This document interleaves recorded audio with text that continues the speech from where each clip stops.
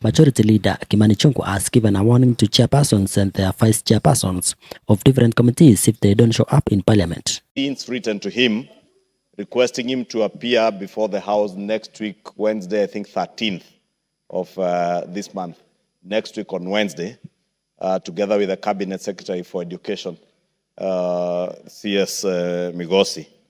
But Honorable Speaker, allow me also, Honorable Speaker, now that I have the mic, to also ask members. For instance, if you look at the questions that were being asked, a number of the members whose questions were to be answered are not in the House now.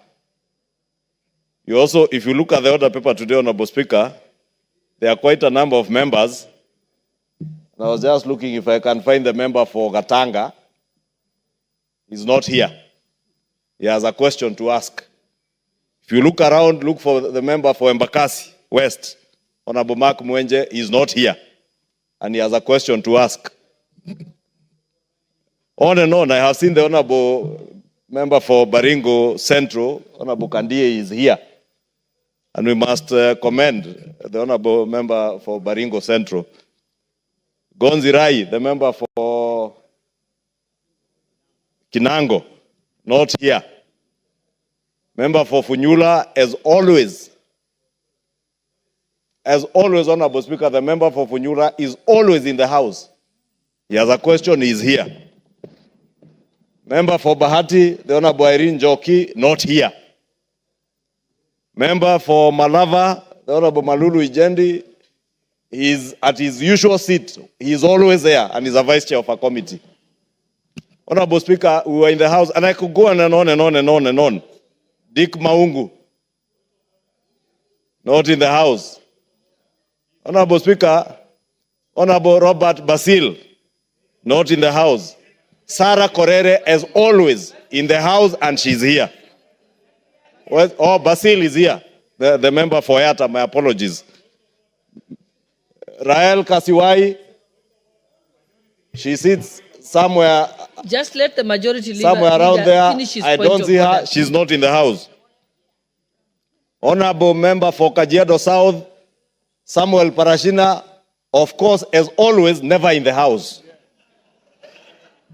The member for Matuga, who is also a vice chair of the CDF committee, Kasim Tandaza, always in the House and in the House now. Member for Igembe Central, I am on a point of order, Honorable Speaker. Daniel Carido, always in the House. Members, he's here, Honorable Speaker. The majority leader is on a point of order. Sarah Korere, you will have an opportunity. So the member for Mwingi West, Charles Ngusia CNN, always in the House, but she's not there now. Member for Kolomani Shinali, usually on and off in the House, is not here. But Honorable Speaker, what point am I making? We were in the leadership conference last week. Honorable Speaker, under the able leadership of the chair of the Parliamentary Service Commission and also our speaker, and part of the issues that were raised by members in that conference is House attendance. And more so, calling on chairs and their vice chairs. Honorable Speaker, this afternoon, you have had to sit there and wait for at least 10 minutes for us to garner quorum. This House has not less than 60 chairs and vice chairs of committees. We only need 50 to transact business. If we add the leadership of the House, we have 70.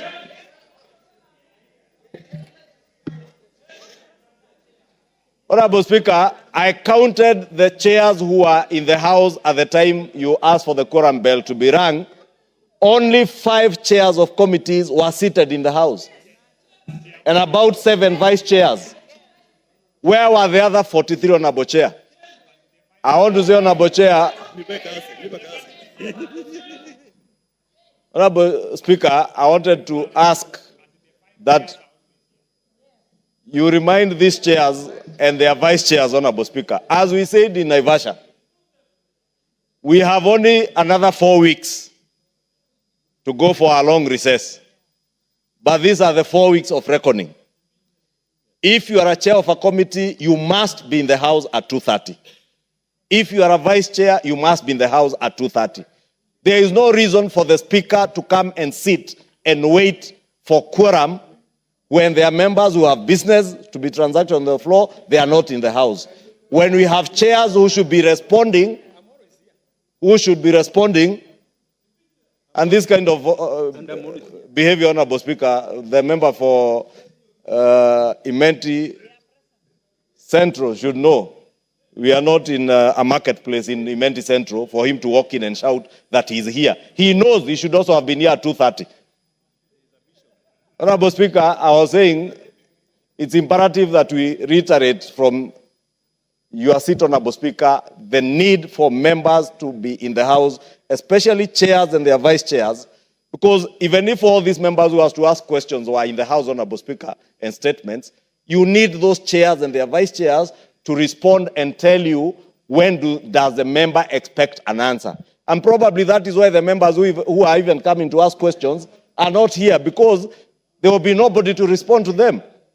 And let me tell chairs from both sides of the House, if you are a chair of a committee or a vice chair, please take your work seriously. If you do not, we have another 280 members who can take those positions.